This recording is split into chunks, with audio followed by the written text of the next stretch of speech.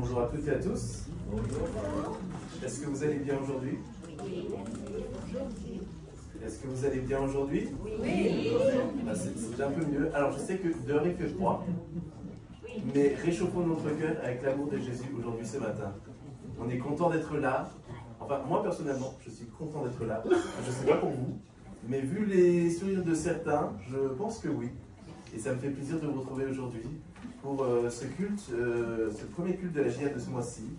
Et sentez-vous à l'aise, aux personnes qui nous visitent, aux personnes qui sont là quelques fois, aux personnes qui sont là tout le temps. Sentez-vous à l'aise aujourd'hui pour passer un bon sabbat ensemble. Bonjour à tous. Bonjour.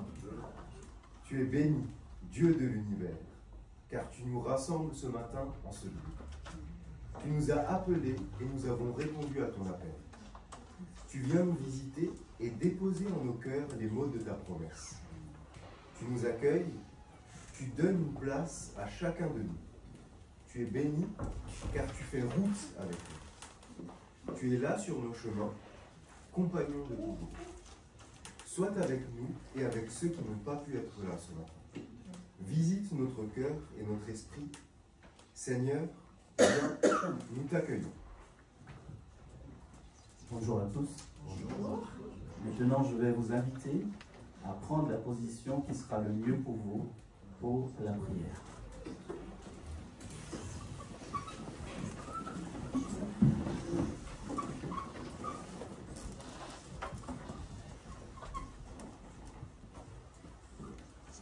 Seigneur éternel, notre Dieu, notre Père, nous sommes infiniment reconnaissants pour ce privilège que tu nous accordes d'être ici, dans ta maison, rassemblés en ton nom, pour te louer, te glorifier, t'adorer, Seigneur, et pour être remplis de ta présence.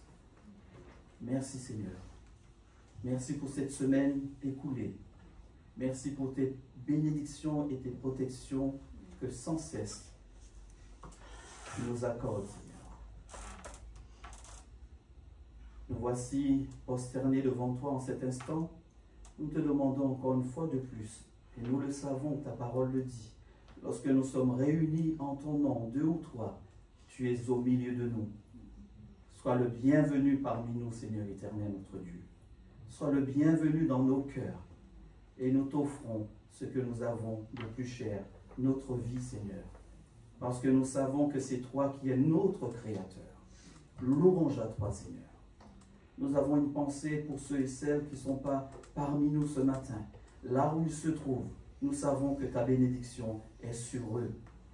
Seigneur éternel, notre Dieu, tout a été fait par toi pour que nous puissions nous sentir bien et pour que nous puissions à notre tour te glorifier. Alors sois glorifié, Seigneur. Et nous te prions pour que celui qui va prêcher en ton nom en cet instant, qu'il puisse être rempli de ton Esprit Saint. Nous te prions pour la jeunesse, car c'est le mois de la jeunesse. Seigneur éternel, notre Dieu, que tu puisses bénir notre jeunesse. Nous te prions également pour tous les autres membres, quel que soit dans notre Église, mais aussi dans les églises du monde entier. Merci Seigneur éternel, et aide-nous à passer un agréable sabbat en ta présence, dans le nom de Jésus et pour ta gloire. Amen. C'est toujours un plaisir de pouvoir chanter tous ensemble, comme la grande chorale du Seigneur que nous sommes. Alors je vais vous entendre, et j'espère que je mets tous mes espoirs en vous, pour bien chanter et bien vous entendre, louer avec tout votre cœur.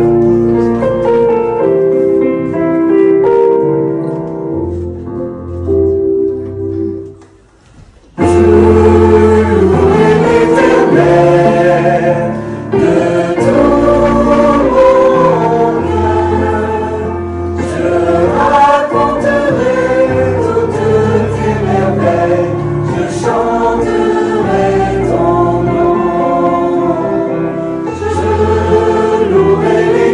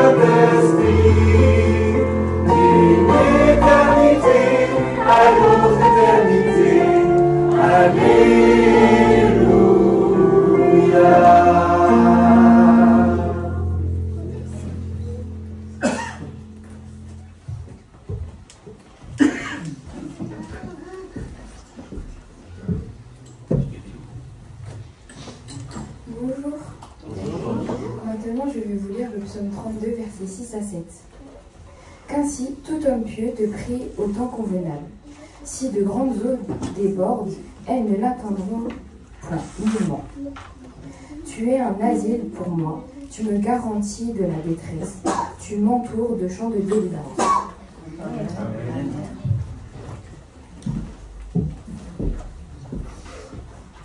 Alors nous allons continuer avec d'autres chants. Normalement, je vous laisse encore assis pour les chants d'habitude. Mais là, pour ces chants, je pense qu'il faut se lever. Vous les connaissez tous. Et pour ces chants, il faut... c'est des grands chants chorales. Je vais tous vous rappeler.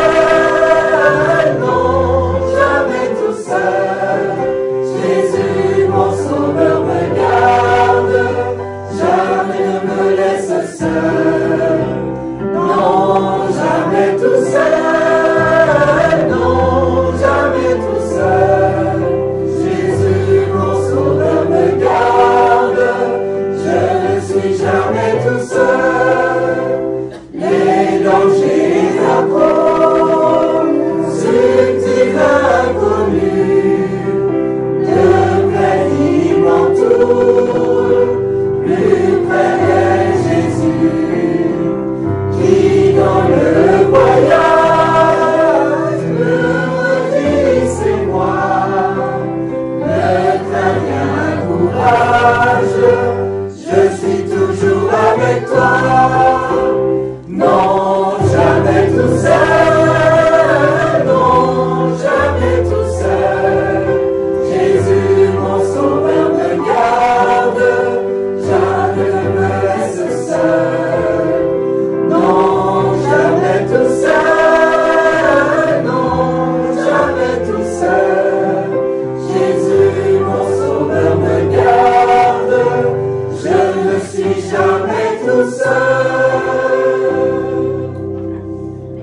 Celui-là aussi, vous le connaissez. Je sens que vous êtes encore un petit peu timide. Peut-être que, on va dire que le chant était peut-être un peu trop haut, mais là, il faut donner à fond. Le sourire, la joie, c'est comme ça qu'on loue le Seigneur. Et je sais que vous en êtes capables. Vous êtes un peu fatigué parce que c'est le matin, mais on peut le faire.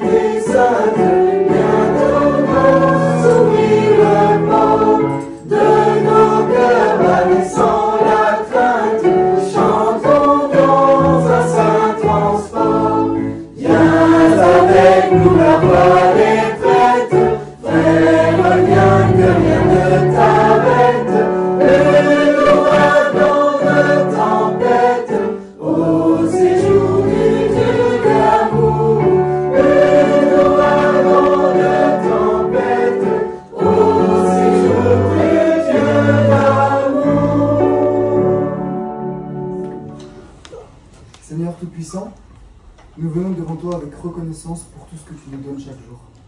Tu es la source de toutes choses, et c'est avec joie que nous te remettons ces dîmes et offrandes, fruits du travail que tu nous permets d'accomplir.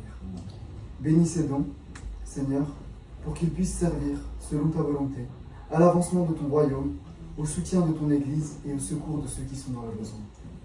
Donne à chacun un cœur généreux et fidèle, et facilite ceux qui désirent donner mais en sont empêchés. Dans le nom précieux de Jésus-Christ, nous te prions. Amen. Amen. Bonjour à tous, bon sabbat.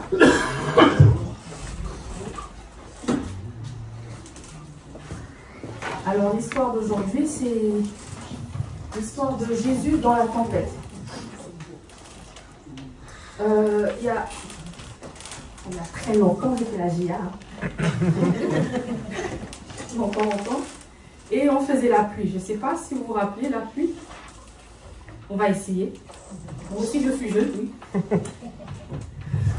Alors, on va faire la tempête. On commence par le vent. Est-ce que vous pouvez faire le vent?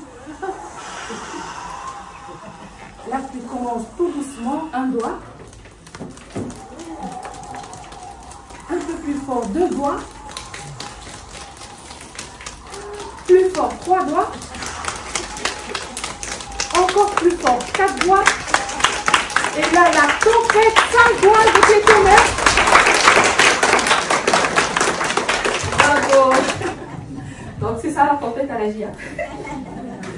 Alors, c'est l'histoire de Jésus dans la tempête. Jésus a passé une journée, mais vraiment fatigante. C'est pas comme nous, de telle heure à telle heure, et après on va se reposer. Non, lui, du matin jusqu'à pas d'heure, il fait des miracles. Il a guéri des lépreux, on lui a emmené des démoniaques, il a guéri la mère de Pierre. Bref, les malades, les démoniaques, tout le monde en emmène à Jésus et il n'a pas une seconde pour se reposer. À un moment, il dit à ses disciples, passons de l'autre bord, parce qu'il y a trop de monde, il y a trop de monde tout le temps. Alors, ils prennent la barque pour aller de l'autre bord et dans la barque, Jésus s'endort. Il s'endort paisiblement. Et voilà la tempête qui commence. Au départ, les disciples se disent qu'ils vont s'en sortir, mais à un moment, l'eau entre dans les barques. Ils n'en peuvent plus. Alors, ils viennent réveiller Jésus. Maître, sauve-nous, nous périssons. Et là, Jésus se réveille et leur reproche d'avoir peur. Il se lève et il... On connaît l'histoire. Et il ordonne au vent de se calmer. Il menace le vent et les flots et les éléments de la nature lui obéissent. Alors tous les disciples sont impressionnés d'une telle autorité. Ce n'est pas la seule histoire de la Bible où il y a une tempête, n'est-ce pas? Non, ce n'est pas la seule histoire. Nous connaissons aussi l'histoire de Jonas.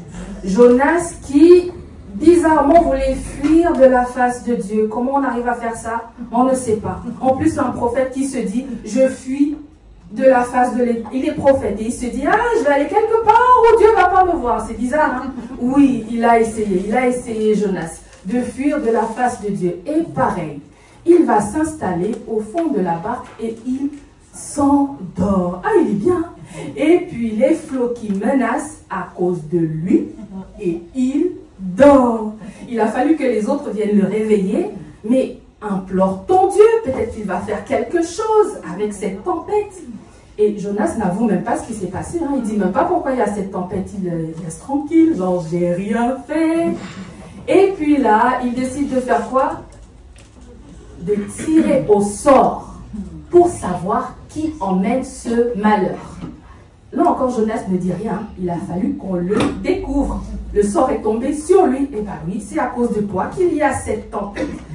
Et là, Jonas avoue qu'il essaie de fuir sa mission. Et alors les autres, ils disent, mais pourquoi tu fais une chose pareille? Pourquoi tu fuis ta mission? Et ils veulent quand même essayer de sauver Jonas. Ils essaient de continuer de se battre contre la tempête Mais ça ne marche pas. Qu'est-ce qu'il a fallu faire?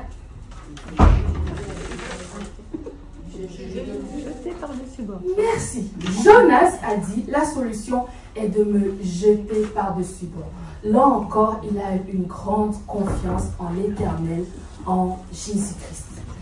Et enfin, une autre histoire que j'ai trouvée très intéressante aussi de tempête, c'est l'histoire de Paul. Paul qui prévient qu'il y aura beaucoup de difficultés et qu'il vaut mieux ne pas prendre la mer, mais on ne l'écoute pas. Personne ne l'écoute et voilà qu'il tombe dans la tempête. Ils ont peur, mais qu'est-ce que Paul leur dit? Un ange lui a apparu et lui a promis que personne ne mourrait. Pourquoi ces trois histoires de tempête? Pour nous dire que peu importe ce que nous traversons, Jésus est la solution.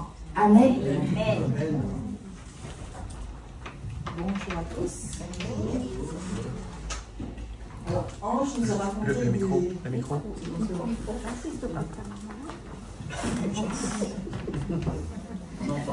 nous a raconté des histoires de tempête dans la Bible. Mais nous avons tous eu, ou alors on a encore aujourd'hui, des histoires de tempête dans nos vies. C'est vrai qu'on ne connaît pas nos histoires, mais nous en vivons tous. Et si pour l'un d'entre vous ce n'est pas encore arrivé, ça arrivera. Une réponse alarmante du médecin, un enfant qui prend une décision, une mauvaise décision, une crise financière, la perte d'un travail, l'amour d'un fiancé ou d'une fiancée ou d'un conjoint, un accident sur la route, et nous voilà en pleine tempête. Que faire? Pour ma part, c'est arrivé il y a quelques années. Cette année, ça fait 16 ans, je me suis retrouvée en pleine tempête. J'étais dans le cabinet du médecin avec mon époux, que certains ne connaissent pas. Et là, c'était la tempête. Et qu'est-ce qu'on fait? À quoi on peut se rattacher? De quel côté on peut jeter l'ancre? Qui va tenir les rames pour que la barque puisse rester? On a envie de le faire aussi tout seul. On se dit de toute façon, on va y arriver, mais ce n'est pas toujours le cas. Tout seul, on n'y arrive pas. Et là, on se dit, ben, Dieu ne regarde pas ce qui se passe dans ma vie en ce moment, hein, puisque je me retrouve dans une grande tempête.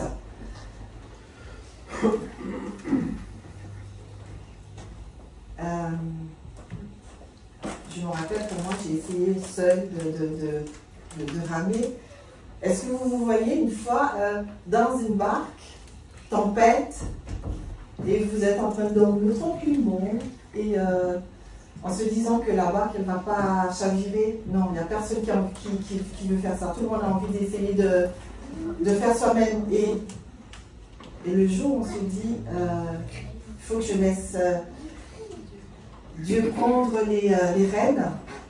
Je me rappelle, comme vous savez, je travaille à l'école maternelle avec les petits, et des fois je leur dis, je prends ta main et je t'aide à faire, par exemple, le haut.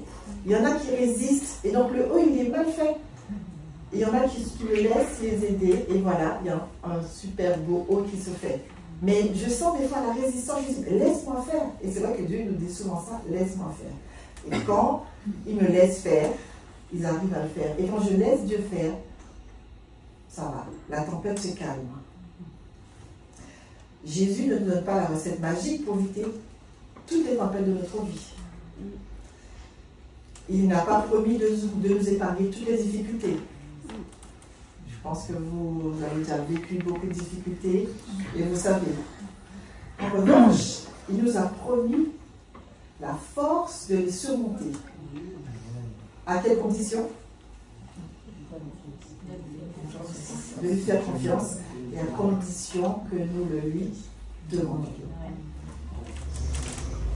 J'espère que vous allez bien en tout cas. Moi, quand j'ai entendu l'histoire pour les enfants, j'ai écouté attentivement Ange. Je me suis dit, j'espère qu'il n'y aura pas trop de répétitions dans les messages ce matin. Puisque l'histoire est la même, vous la connaissez tous. Et j'aimerais commencer par cette citation d'Angela Merkel. Vous la connaissez certainement. C'était l'ancienne chancelière d'Allemagne qui a été élue 12 fois femme la plus puissante par le magazine Forbes. Cette femme a dit la chose suivante: je suis reconnaissante pour tous les moments difficiles que j'ai vécus et toutes les larmes que j'ai pleurées. Parce que cela m'a rapproché de Dieu. Et cela a fait de moi la femme forte que je suis aujourd'hui. Angela Merkel. Elle était croyante, évidemment. Elle était fille de pasteur. Elle avait la foi. Et elle explique qu'elle s'est servie de ces moments, des moments difficiles de sa vie, pour se construire, pour se reconstruire et pour grandir. Et nous savons aussi que Paul souffrait d'une infirmité. Qu'est-ce qui se passa quand il demanda à Dieu d'être guéri? Dieu lui répondit: ma grâce te suffit. Que s'est-il passé avec tes disciples?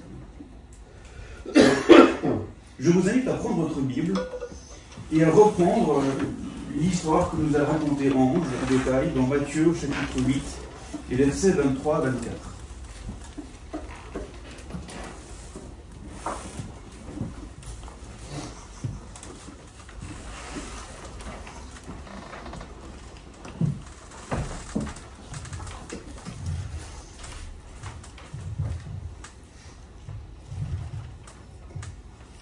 Jésus monta dans la barque et ses disciples le suivirent. Soudain, il s'éleva sur le lac une si grande tempête que la barque était recouverte par des vagues. Et lui, il dormait. Les disciples s'approchaient et le réveillèrent en disant: « Seigneur, sauve-nous, nous allons mourir. » Il leur dit: « Pourquoi êtes-vous si craintifs, homme de peu de foi? » Alors il s'éleva, menaça les vents du lac, et il y eut un grand calme. Ces hommes furent très étonnés et dirent: « Quel genre d'homme est-ce? Même les vents et la mer lui obéissent. »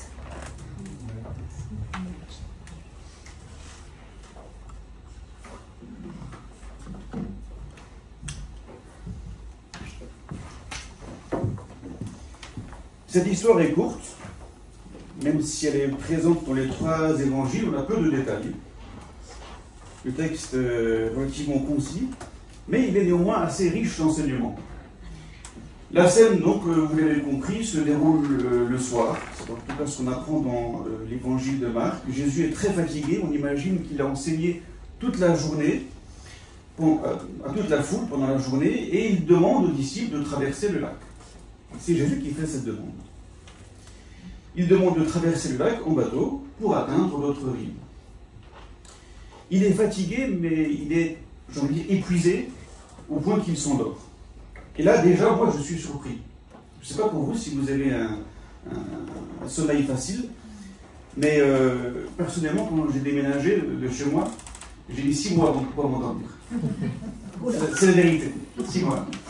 J'ai changé l'orientation de mon lit, j'ai enlevé le sommier, j'ai fait tout ce que je pouvais. Impossible de dormir. Terrible. Et je vous garantis que c'est quelque chose d'effroyable quand vous êtes fatigué et que vous n'arrivez pas à dormir. Heureusement que j'y suis parvenu. On peut facilement concevoir que Jésus dorme confortablement installé dans un grand paquebot, sur une mer paisible, calme, et sur une barque, sur un lac, agité qui plus est. Moi, ça m'interpelle.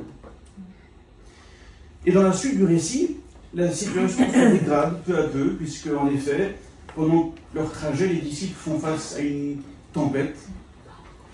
L'embarcation est chahutée par les vagues dans un premier temps, mais Jésus continue de dormir. Et puis, à force que la tempête s'intensifie, c'est à présent l'eau qui commence à rentrer dans le bateau, dans la barque. Et Jésus dort toujours. Il est peut-être certainement même mouillé. Il dort paisiblement. Aucune turbulence ne semble pouvoir sortir Jésus de son sommeil. Et la suite logique c'est tout simplement que le bateau coule et qu'il emporte tous ses passagers. C'est la suite logique. Et c'est d'ailleurs ce que croyaient les disciples. Puisque c'est à cet instant que les disciples décidèrent d'interpeller Jésus, de le réveiller et de lui demander qu'il leur vienne en aide. Vous remarquerez que c'est Jésus qui leur avait demandé de traverser le lac. Et parfois, Jésus, il nous amène dans des endroits où on n'aimerait pas aller. Seulement, voilà, les disciples étaient avec lui depuis déjà un moment. Ils avaient déjà goûté à ses enseignements. Ils avaient déjà vu de leurs propres yeux les miracles de Jésus. Le lépreux, le fils du centenier, les démoniaques, les malades. Et pourtant, ils ont eu peur. Le récit nous dit qu'ils ont eu peur. C'est comme s'ils disaient, Seigneur, eh bien, c'est toi qui nous as emmenés ici, maintenant, délivre-nous, sauve-nous. Plutôt que de dire, Seigneur, viens au secours de notre manque de foi. Ce récit est remarquable d'enseignement, puisqu'il nous enseigne sur les combats spirituels de notre vie de tous les jours.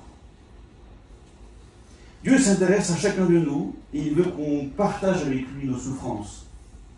Lorsque tout va mal, Dieu, ce qu'il veut, c'est qu'on s'approche de lui et qu'on lui dise « Seigneur, pourquoi ?» Dieu est d'accord avec les pourquoi que nous avons à lui partager. Qu'est-ce qui m'est arrivé dans ma vie pour que je me sois éloigné de toi? Montre-moi, Seigneur, ce que je dois changer.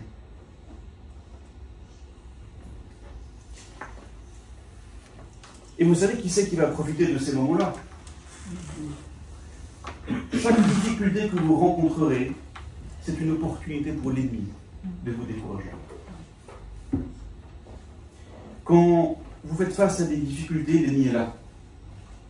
Dieu est là aussi. Mais l'ennemi est là. C'est peut-être n'importe qui, un ami, une connaissance, un inconnu, un étranger, votre meilleur ami. Le premier but de l'ennemi, on en a discuté ce matin pendant l'école du sabbat, c'est semer le doute. Attends, André, tu crois vraiment que Dieu va t'aider dans cette situation? Tu crois vraiment que tu mérites ce que tu demandes? Malgré tout ce qui ne va pas dans ta vie? Attends, mais si tu penses que la prière va t'aider, ne sois pas si naïf.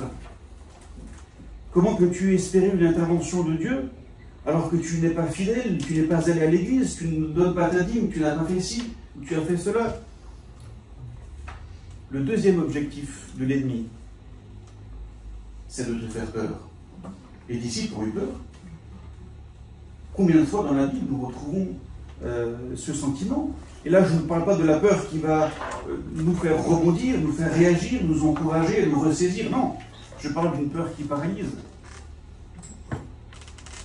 Une peur qui nous fait abandonner. Une peur qui nous fait décourager. Rappelez-vous, lors du dernier repas, Jésus annonce aux disciples qu'il doit mourir. Vous retrouvez cet épisode dans Matthieu au chapitre 16. Pierre, le même disciple à qui Jésus avait dit tu es le Messie, pardon, Pierre qui avait dit à Jésus tu es le Messie, le Fils du Dieu vivant, donc il reconnaissait en la personne de Jésus, le Fils du Dieu. Pierre va prendre Jésus à part à ce moment-là. Et il va dire la chose suivante. Est-ce que tu es sûr que c'est ça le plan, Jésus? Il n'y aura pas un autre moyen que de te faire mourir? Et Jésus lui répond à ce moment-là, arrière de moi, Satan. À ce moment-là, Pierre représentait l'ennemi qui voulait faire douter. Même Jésus. Au jardin d'Éden, on en a aussi parlé ce matin, le serpent dit à Ève, Dieu a-t-il réellement dit? Rappelez-vous d'une chose. Satan connaît votre nom, mais il nous appelle par notre péché. Dieu connaît aussi notre péché, mais il nous appelle par notre nom. Je répète, Satan connaît notre nom, mais il nous appelle par notre péché. Jésus, Dieu, connaît aussi notre péché, mais il nous appelle par notre nom. Chaque fois que vous allez rencontrer des difficultés, et c'est sûr que vous allez les rencontrer, chaque fois qu'il y aura des tempêtes dans votre vie, et il y en aura des tempêtes, l'ennemi va essayer de semer le doute. L'ennemi va essayer de vous faire peur. Dans le récit de Matthieu, alors qu'ils font face à une mort imminente, c'est ce qui devait arriver normalement. Jésus, dans l'évangile de Matthieu, Jésus d'abord, il s'adresse aux disciples. Il ne réagit pas vis-à-vis de la tempête. Il commence par s'adresser aux disciples en leur disant la chose suivante. Pourquoi avez-vous peur? Pourquoi manquez-vous de foi? Attention, il ne s'agit pas d'une affirmation. Vous manquez de foi. Il s'agit d'une question. Jésus interpelle les disciples. Il ne les pointe pas du doigt. Il s'agit d'une question qui n'attend pas de réponse en réalité, mais qui doit faire réfléchir le lecteur. Manquez-vous de foi face aux tempêtes? La réponse vient de Jésus lui-même, qui menace les vents et la mer. Sa parole s'exprime comme celui qui manifeste son autorité sur la création elle-même. C'est la puissance de la mort qui est vaincue. On pourrait, dans un certain sens, considérer que Jésus debout dans cette barque est la préfiguration de Jésus sur la croix. La mort est vaincue. Jésus, dans la barque, annonce déjà le ressuscité du tombeau vide. Mort, silence, tais-toi. C'est ce que le dit Marc. Peur, silence, tais-toi. Maladie, silence, tais-toi. Pauvreté, silence, tais-toi. Divorce, silence, tais-toi. Pour chaque obstacle, Dieu a une réponse claire. Ne crains rien, car je suis avec toi.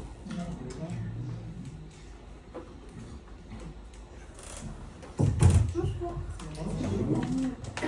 Je vais vous lire Isaïe 41, verset 10. N'aie pas peur, je suis avec toi. Ne regarde pas autour de toi avec inquiétude. Oui, ton Dieu, c'est moi. Je te rends fort, je viens à ton secours et je te protège avec ma main puissante et victorieuse.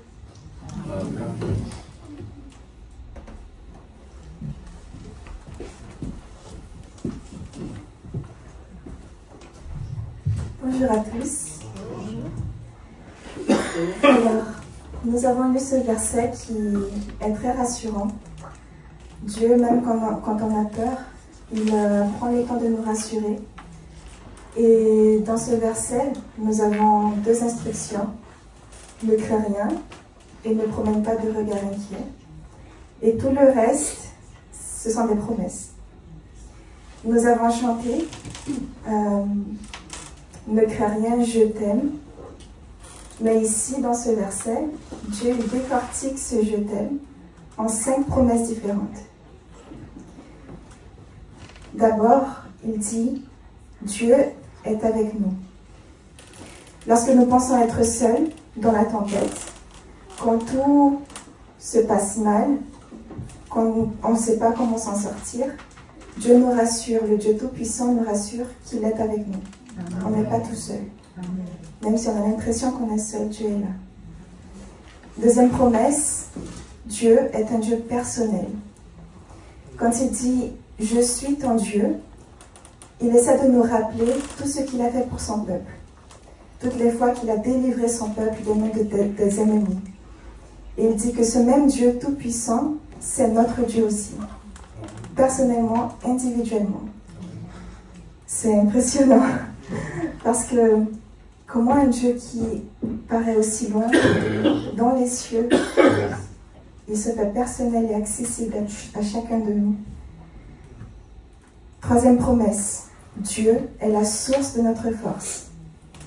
On ne lutte pas par nos propres forces. On se dit, ah mais je suis tellement petit devant cette montagne. Non, parce que Dieu c'est celui qui va lutter pour nous. Dieu, il est aussi puissant qu'il se dit, mon fils, calme-toi, c'est moi ta force. Tu n'es pas tout seul. C'est un Dieu compatissant. Dieu répond à notre appel au secours. Il nous entend quand nous prions, il nous voit quand nous pleurons, il nous encourage quand on ne sait pas quoi faire, et il mobilise les armées du ciel pour pouvoir venir à notre secours. Et il a fait ça avec son propre fils. Il a mobilisé son fils pour venir à notre secours. Donc il veut dire qu'on peut faire confiance en lui, parce qu'il répond à notre appel au secours. Et enfin, la dernière promesse, il est notre appui et notre soutien, avec, comme le texte dit, sa droite triomphante. Est-ce que vous avez déjà imaginé la main de Dieu? Elle est grande. On peut dire que Dieu peut tenir le monde entre ses mains. Imaginez-vous que cette même main est celle qui nous soutient. Moi, je fais 1m66. C'est tellement facile à Dieu de me porter. Donc, imaginez-vous Dieu vous porter dans ses mains. Et à la fin, il nous dit que c'est une main triomphante. C'est celle qui va nous donner la victoire. Amen. Et c'est pour ça qu'il nous dit, ne crains rien, je t'aime. Peu importe ce que vous pensez qu'il va se passer ou qui se passe, Dieu, il est là et il nous offre 5 promesses différentes, seulement pour nous dire je t'aime. Bonjour à tous. Merci Jennifer pour ces 5 belles promesses de Ésaïe 41. Ce matin, on m'a demandé de faire un témoignage. C'était pas du tout prévu, j'avais même refusé au départ. Je vais vous expliquer pourquoi. En fait, parce que ça rejoint totalement le thème de ce matin, parce que je pense que je suis pas le seul dans l'église, mais en ce moment, je suis sur la barque, en fait, on va dire. Donc, je suis un peu au cœur de l'épreuve. J'ai eu quelques moments difficiles, un décès en particulier dans ma famille, et ça m'a fait un énorme choc. C'était le premier décès d'une personne à laquelle je tenais fort, et c'est à ce moment-là que Satan il a décidé de frapper et que il y a des choses qui se sont produites, c'est des combats mentaux et spirituels qui sont arrivés. Donc ça rejoint un peu l'école du sabbat de ce matin où on a vu que Jésus, Satan il est venu dans le désert au bout des 40 jours, donc à un moment de faiblesse où Jésus avait faim. Et ça me fait penser un petit peu à ça. Et du coup, si je suis là ce matin, c'est pas forcément pour rentrer dans les détails de ce qui m'arrive ou quoi, mais simplement parce que donc au départ, comme j'étais encore dans l'épreuve, je ne comptais pas venir témoigner, mais je me suis rendu compte qu'en fait, il y avait des choses positives dans cette épreuve, et aussi que j'étais pas si effondré que ce que j'aurais pu être auparavant. Je vous explique un petit peu. Donc il y a plusieurs années, j'ai vécu un peu le même type de problème, sauf que il y a plusieurs années, il me manquait quelque chose. Et c'est ça que j'ai envie de partager avec vous ce matin, ce que je pense, une chose qui est essentielle dans l'épreuve. Sans ça, c'est très difficile. Cette chose, en fait, c'est tout simplement d'accepter l'amour de Dieu. Donc avant mon baptême, même un petit peu après le baptême, on va dire quelques moments après, j'avais pas vraiment saisi l'amour de Dieu. Et là, aujourd'hui, en saisissant l'amour de Dieu, j'ai compris que la façon dont il nous aime, en fait, peut nous sauver de toutes les situations. Que comme a dit Jennifer, comme a dit Nicolas, c'est un Dieu qui se mobilise, qui envoie ses anges, qui ne nous laisse pas. On a vu dans une école du sabbat aussi qu'il y a... Bon, je ne savais même pas qu'on avait des anges, un ange attitré, il me semble. Et c'est juste pour dire en gros que Dieu est avec nous, qu'il ne nous abandonne pas. Et je voulais rapidement venir sur ce point-là. Comment j'ai pu comprendre en fait l'amour de Dieu profond. c'est uniquement quand j'ai vu dans la Bible la valeur qu'il nous accorde en fait. C'est quand j'ai vu au travers toutes ses promesses, tout l'amour qu'il a pour nous, et que j'ai pu l'expérimenter aussi plus tard, plusieurs années après.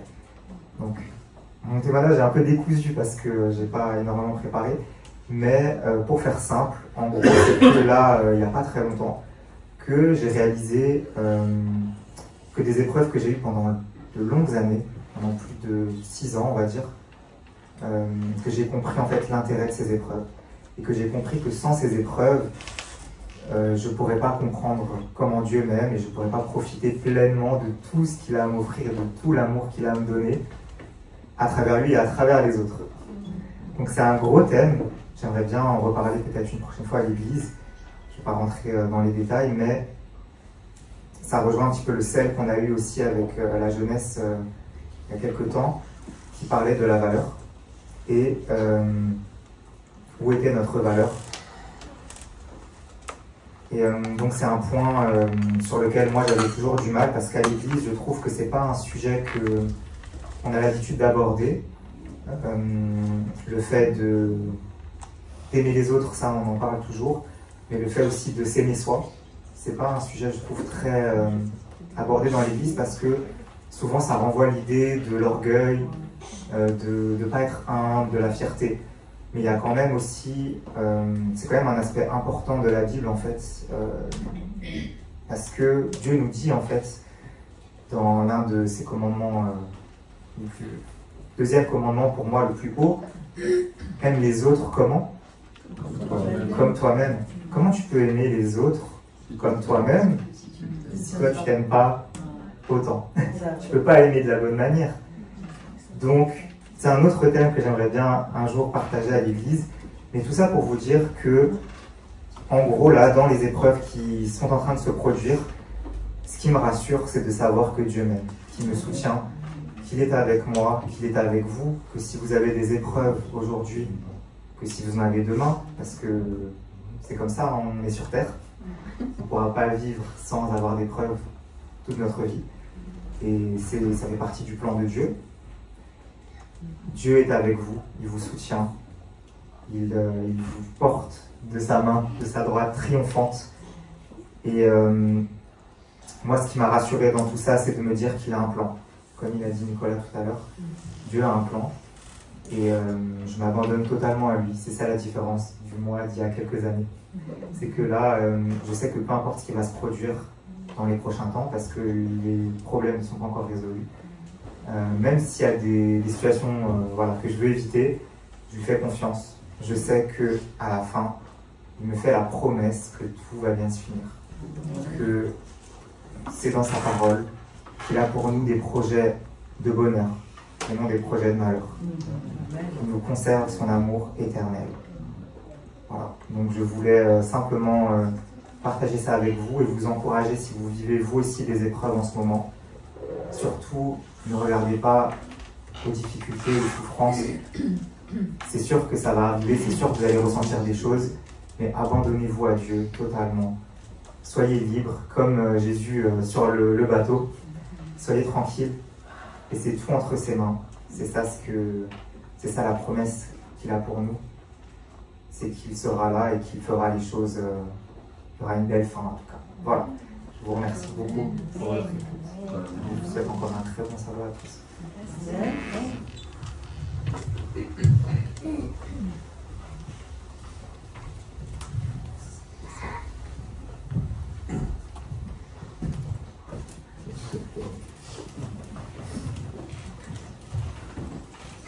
Je vais vous inviter à vous lever pour entonner ce chant et de vraiment prendre conscience des paroles que vous allez chanter.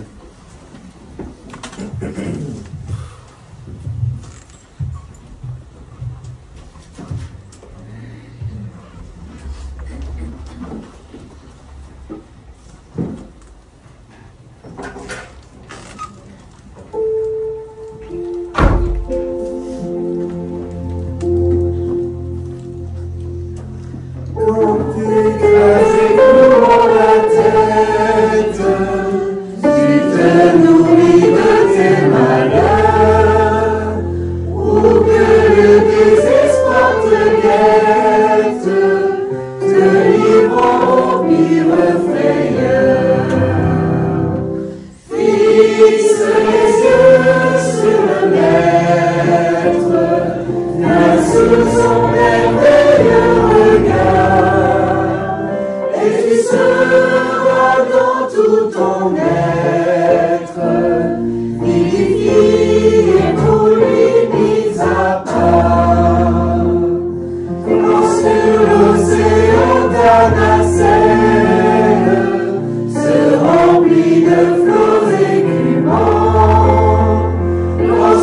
Autour de toi tout chancelle, que tout le monde en un instant.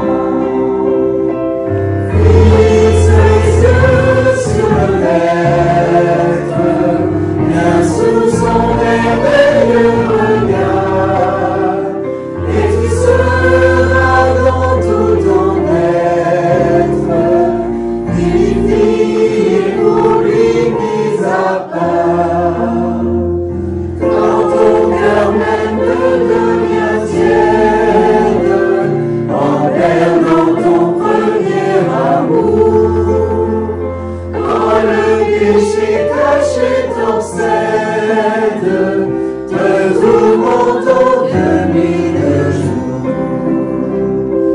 Fixe les yeux sur le Maître, bien sous son merveilleux regard, et tu seras dans tout ton être, édifié pour lui mis à part. Quand affaibli tu perds courage, dans ton service pour Jésus, quand lassé du pèlerinage, ton œil ne le discerne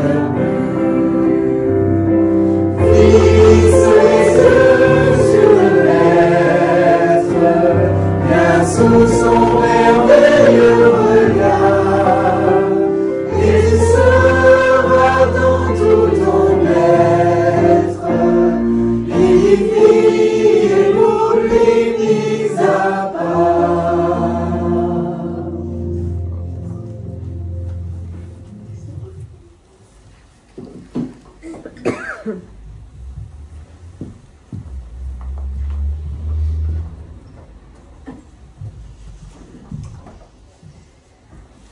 Alors, j'ai un autre témoignage. Normalement, c'était pas du tout prévu. Nico, il m'avait demandé voir si je pouvais vous raconter d'une tempête que j'ai vécue dans ma vie.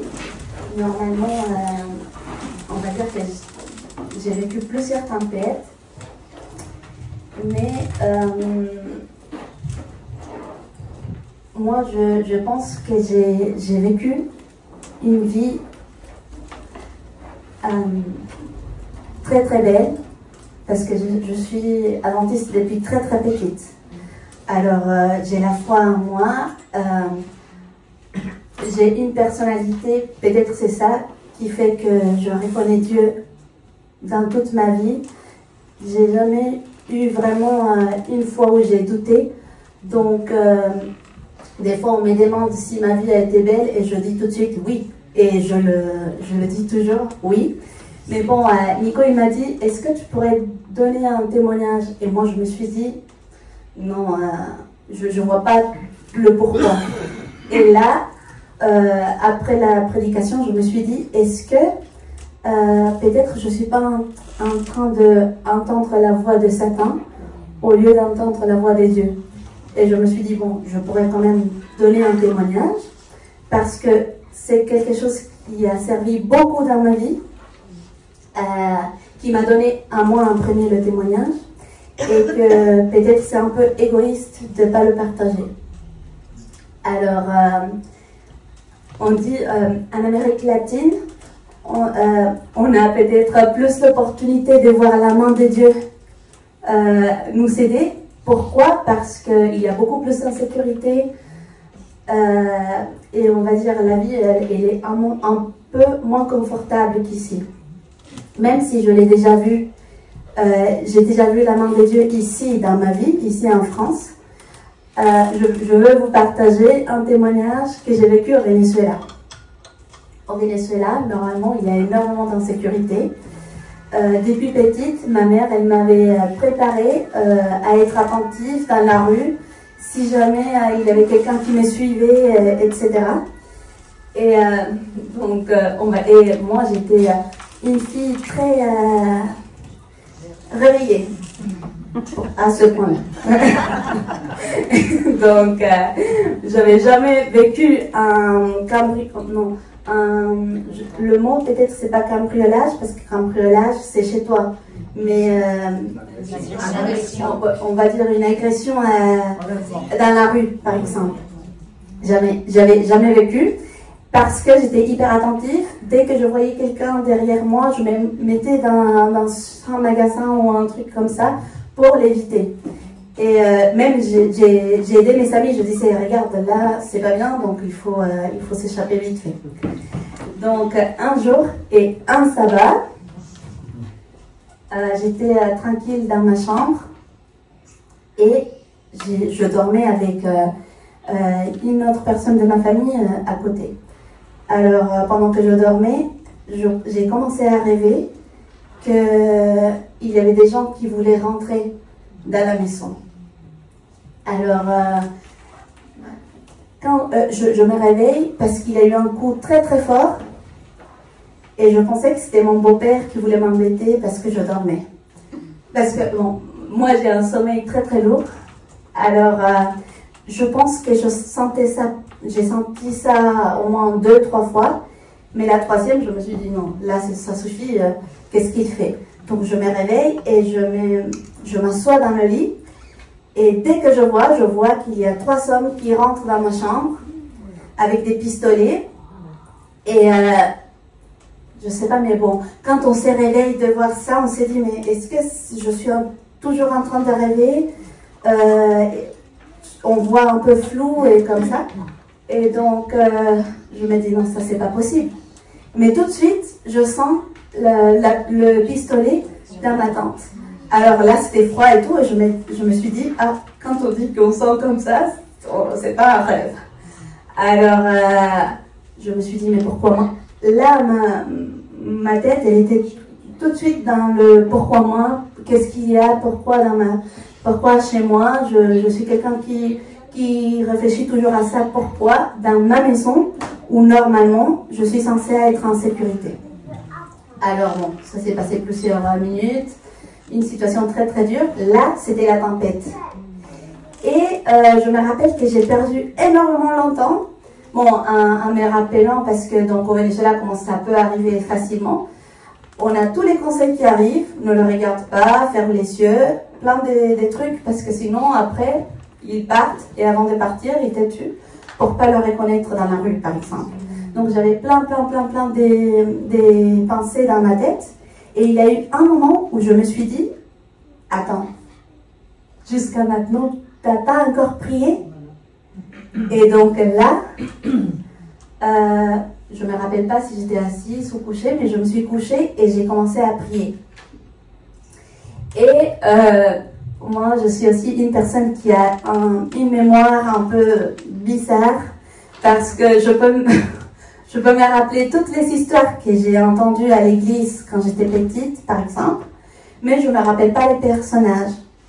Donc à chaque fois, je me dis, ah oui, cette histoire, et je la raconte, mais je ne me rappelle pas le nom du personnage. Et je vous assure que ce jour-là, je me suis rappelé de tout. Et même, je rigolais un peu intérieurement, parce que je me suis dit, alors... là, c'est vrai. Ah, parce que des fois, on entend et on s'est dit, quand tu sais que ta vie, elle va finir, il y a beaucoup de choses qui viennent. Et moi, je me dis, avant, je me disais, non, ça peut pas être possible. Et là, j'ai vécu ça, je me suis dit, ah, c'est vrai, on se rappelle de tout. Et donc là, dans la prière, j'ai commencé à sentir que j'étais plus tranquille. Bon, déjà, je pense que pendant tout ce temps-là, après avoir vécu ça, je me suis dit, j'étais quand même sereine. Dieu, il m'a aidé, il m'a préparé même avant, parce que j'étais en train de rêver ça. Donc je pense que il m'a... Au début, je disais pourquoi Dieu permet que ça m'arrive. Donc des fois, on ne sait pas le pourquoi. Peut-être c'était parce que je devais avoir ce témoignage, peut-être parce que je devais vous donner le témoignage. Mais des fois, Dieu, il permet les choses, mais là, j'ai compris que même s'il la permet, il prépare tous les scénarios pour que ça soit le mieux possible pour nous. Et donc, après ça, je me rappelle, j'ai très bien vu le pouvoir de Satan, parce que je le voyais dans le visage de ces gens-là, et ça m'a hyper choquée. J'avais jamais vu tellement de violence, etc. Mais j'ai aussi vu le pouvoir de Dieu, que même si je le connaissais depuis petite, là, j'ai vu toute son, je ne sais pas si ça existe le mot, mais toute son splendeur. Ok, toute sa puissance. Et là, je me suis dit, si je pensais que j'étais vraiment la princesse des dieux, là, c'est encore plus haut. Et donc, c'est ça le témoignage.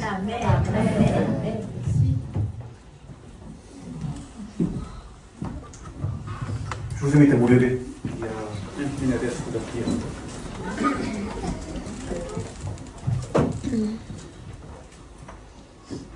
Notre Dieu, notre Père, nous voulons te rendre grâce. Nous voulons te dire merci. Nous voulons bénir ton nom, Seigneur. Et reconnaître combien ton amour pour nous est immense. Permets, Seigneur, que nous puissions percevoir cet amour, que nous puissions le recevoir et le vivre et le partager autour de nous. Seigneur, nous voulons vraiment, sincèrement, déposer devant toi toutes nos tempêtes, tous les obstacles qui se dressent devant nous dans notre vie. Que tu puisses, Seigneur, les prendre, les effacer et guider notre existence. Prends le volant de notre vie, Seigneur. Guide-nous. Au nom de ton Fils Jésus, pour ta gloire. Amen. Amen.